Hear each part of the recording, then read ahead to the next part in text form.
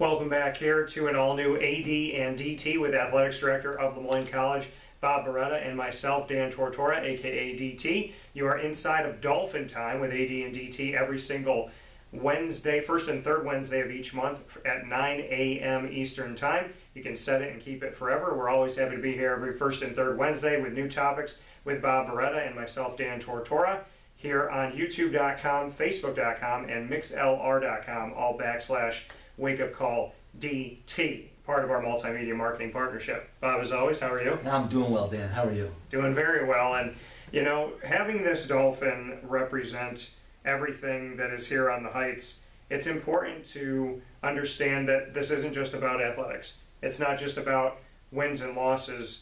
The world has become more associated with mental health and wellness. We should have always been, but LeMoyne is trying to be at the forefront of making sure that as we step forward together, we check in with each other. And I know that there's been a lot of pillars that you've made here at LeMoyne College to try and make sure that as we're raising the foundation of the family here at LeMoyne with a PH, that it's about mental health and wellness. It is, Dan. I'd say the number one priority in our Department of Athletics is and will always be the health and safety of our student athletes and our staff. And it's not just student athletes, but certainly those that we're entrusted with keeping safe and in a place where they feel comfortable talking to us if there are issues.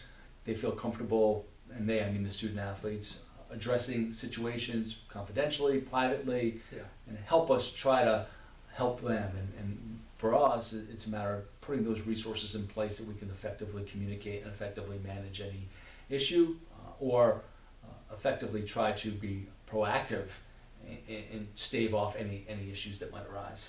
You talk about the resources that you have. I'd love to speak about a bunch of different things that have happened here on campus, wherever you'd like to start of what LeMoyne is doing for mental health and wellness. So one of the things we did early on during my tenure, Dan, last year when we came in is we shifted one of our administrators' focus of her role, and we created an assistant athletic director for student athlete success position. And that position, it's a holistic approach to the wellness of our student athletes, but it's someone that our athletes can go to, close the door, and talk about anything that might be on their mind. Any stress, any anxiety, could be academics, could be personal, could be any number of things. And we have tremendous resources here on campus to help our students. But I just felt like, you know, as an athletic director, being a former student athlete, I understand sometimes student athletes like to kind of stay in that student athlete comfort zone. So I felt like if we could provide that resource right here in the event center so that students felt like, hey, there's someone in the athletic department that I can go to, that might just provide another layer of comfort and assistance. And we've done that. That's one thing that we started, and that I think has been very successful. We've had a number of student athletes throughout the year utilize those services and those resources.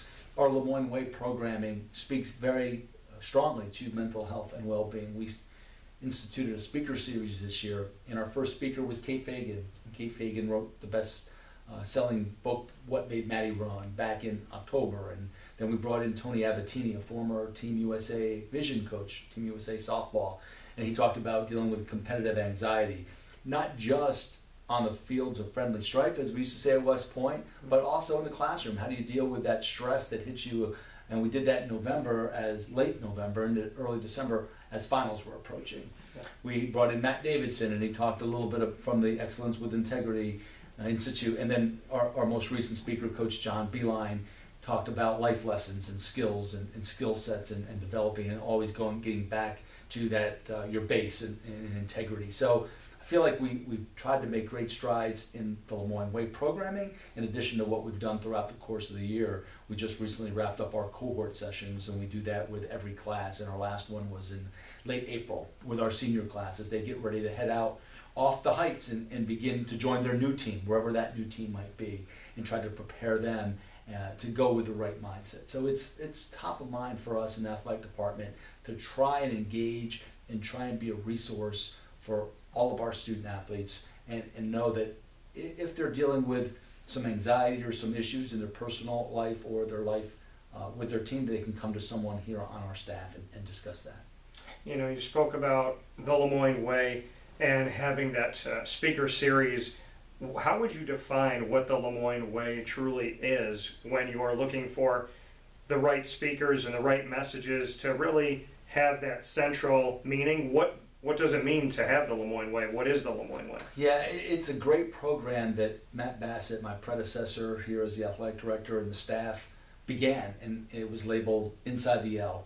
And we just rebranded it this summer, talking to a lot of people. We wanted to open it up so it wasn't just for student athletes, knowing that we were going to inject some life skills programming, some speaker series, and we included social media training for all of our student athletes. They met as separate individual teams back in August, but we also offered that to all students. We had separate sessions for the student body at large.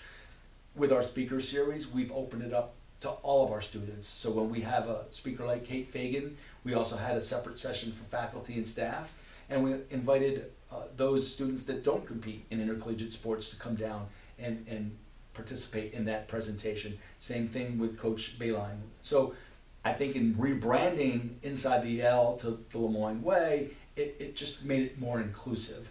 So the program itself is our shared culture, and it really ties right back to our Jesuit roots, right? All those Jesuit values that are so central to what we do at LeMoyne. Everything from Magis, right? Cura Personalis, men and women for others, all these main themes that are so focused in the Jesuit faith, and we've just tried to be very intentional in keeping it at the forefront of our student athletes' approach to life and approach to competition. How do you feel the speakers have done in bridging the gap?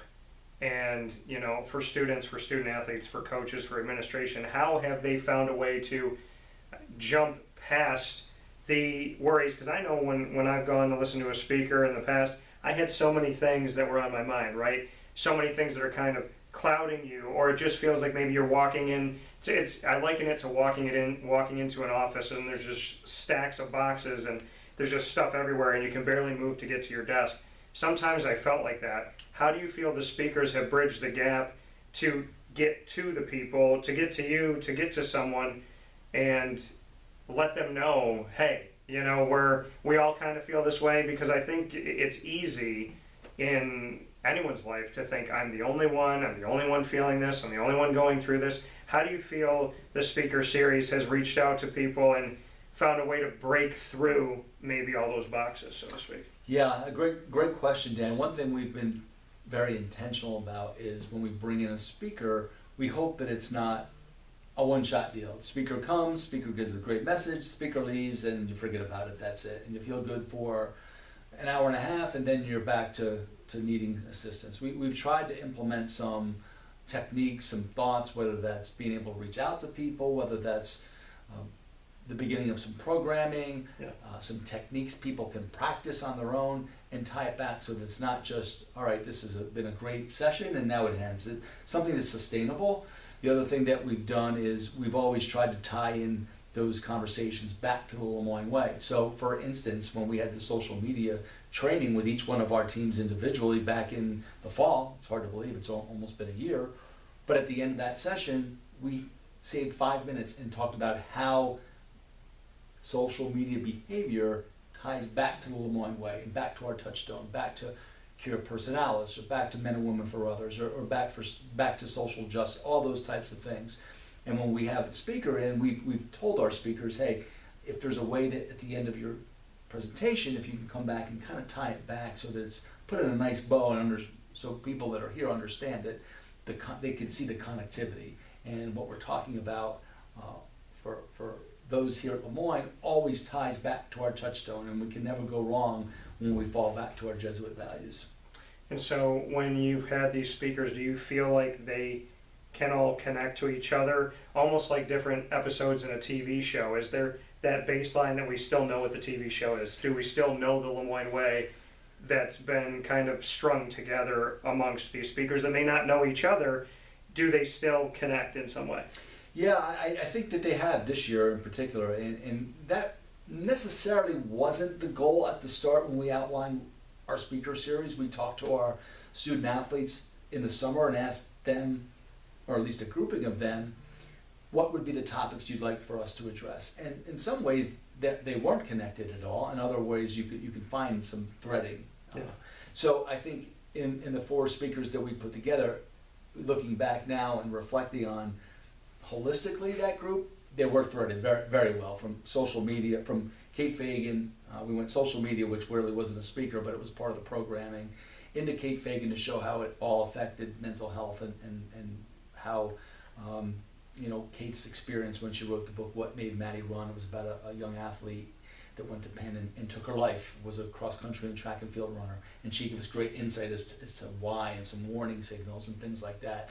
And then we tied it in a month later or 6 weeks later to Coach Abatini, who came in and talked about dealing with competitive anxiety and how that affects mental health and how you prepare and how you can try to put yourself in the best position to be successful in those high stress situations. Yeah. We came back in January and had Matt Davidson talk about really the basic elements to ground ourselves back to that inside the L, inside the LeMoyne Way programming and the excellence with integrity, to really review our touchstone again and talk about the gratitude attitude, which was our theme this year. And then with Coach Balon, he talked about that gratitude attitude. That was first and foremost in his presentation back in April, was about being grateful and how you build team and all those things that are necessary for success, both individually and in a team setting. That coming here from Bob Beretta, Athletics Director at LeMoyne College, myself, Dan Tortora. FAA, another thing that you brought here with, you know, connecting with student services and whatnot. Just what you can tell, your version of the FAA, because we know that acronym, and here it has a very special meaning at LeMoyne. It does, Dan. So at West Point, we had something that we call the Officer Representatives Program. And that aligned a senior military officer with every athletic program. And then that senior military officer was able to build a staff of junior military officers. And that individual was charged with serving as a mentor, a military liaison, an advisor. They helped on the road.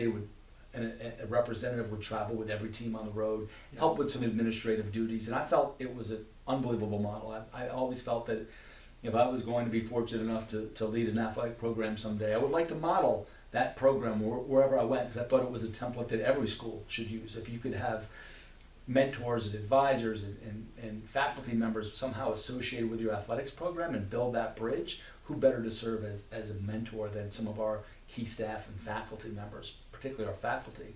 So I began floating this idea right when I started. The second day that I was here with our faculty athletic rep, Dr. Sean Ward, mentioned it to him. He was very supportive. He thought it'd be a great idea. We moved it forward throughout the summer. We built a concept. We talked to the faculty senate chair, Travis Newton, and then we went live with it, so to speak, to the faculty and asked for volunteers. And so FAA for us stands for Faculty Athletic Affiliates Program. And we had 10 volunteers this year with a pilot program. I was thrilled that we had the turnout and the volunteer volume that we did. We have 16 programs. There's 21 athletic teams here, but track and field and cross country, we would have one FAA assigned to those 6 teams.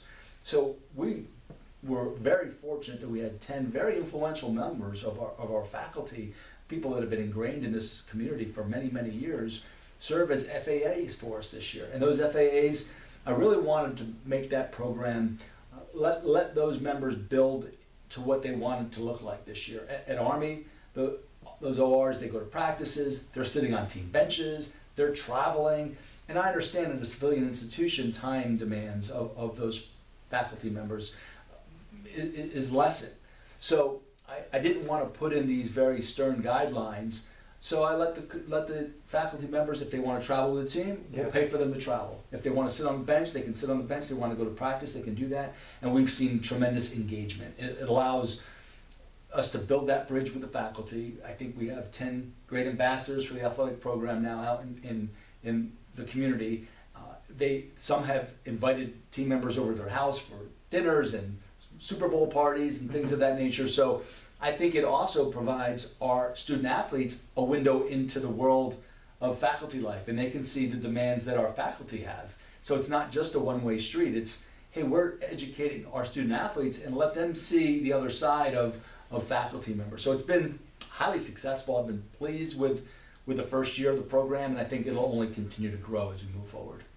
And so to bring it all together of these different pieces that you have for students, student athletes, faculty, administration, and really the LeMoyne family in general here on the Heights, mental health and wellness to you personally means what? It's everything. It's the most important priority of our department. We are entrusted with the health and safety of every student that attends LeMoyne, but in the athletic department, those 385 student athletes, every one of them, I view every one of them as my son or daughter, right? I feel like I have that great responsibility to make sure that they're protected in a safe and healthy environment. And everyone's going through struggles, we know that. So all we can do is try to put the resources in place, try to be present, try to establish relationships. One thing that we've done with our sports administration model that we instituted here back in the summer, we have an administrator assigned to every program, and we conduct 360 meetings. So it's a 360 look at the program. We do it at least twice a semester, and the model is that every support staff member assigned to that team, to include athletic trainers, strength conditioning coach, FAA members, student athlete success person, has ability to kind of participate in these meetings, and they're meant to be proactive, so that if you hear common themes about an athlete, that maybe the trainer noticed an athlete is a little bit sluggish this week, and then maybe the athletic trainer overheard something. It allows us to get an insight and identify any issues that might be on the cusp of occurring before they occur, and it gives us that proactive approach to address any concerns and any stressors, any anxieties that one of our student athletes, or more than one, many, might be experiencing at that moment in time. So a lot of ways here at LeMoyne to not just talk about mental health and wellness, but to actually live it every single day, making the LeMoyne way essentially the plan and the path to not only finding wins on the fields and courts of life, but to also find them in the classroom, and to find them at those times when we're by ourselves and we just need to know that somebody's there. And I think that that's the important thing to know, is to understand that there is somebody that cares, somebody willing to listen, and somebody that wants to be there for you. We never go through this alone, as much as we may feel like we do at times. And being built on the Jesuit faith and knowing that God is at the center of everything, that to me is the pillar, is knowing that there is always someone there that you can rest in the palm of their hand. And I think that it's incredible to live with that every single day, to know that you have that, and to really spotlight that here, whether, be it Dr. Linda Lemura, yourself, or any one of the leaders, be it a coach, be it a faculty member or administration, that people here on this campus, here on the Heights and beyond, want you to know God loves you, we love you, and there's always a path out of that black hole. Yeah, and especially coming out of the pandemic, Dan, we've heard stories, we see stories nationally, and they're heartbreaking, quite candidly, and we're doing everything we can to put our arms around our young people here and let them know that we care and we're here for them. Doesn't take much to love. So we appreciate y'all for being here on AD and DT with Athletics Director of LeMoyne College, Bob Beretta, myself, Dan Tortora, aka DT. We're here with you Wednesdays at 9 a.m. every first and third Wednesday for Dolphin Time. Those second and fourth Wednesdays are Dolphin Dive, where we dive into the stories of student athletes, coaches, administration, as well as future Dolphins and alumni. We look forward to having you here every Wednesday at 9 a.m. and all throughout each month with our specials we have at LeMoyne. You never know what's coming up next, and we appreciate you for being with us. So as always, as we always like to say here, and we say to you as well, fins up. Fins up, Dan. Thanks. Thank you, Bob. We'll talk with you soon.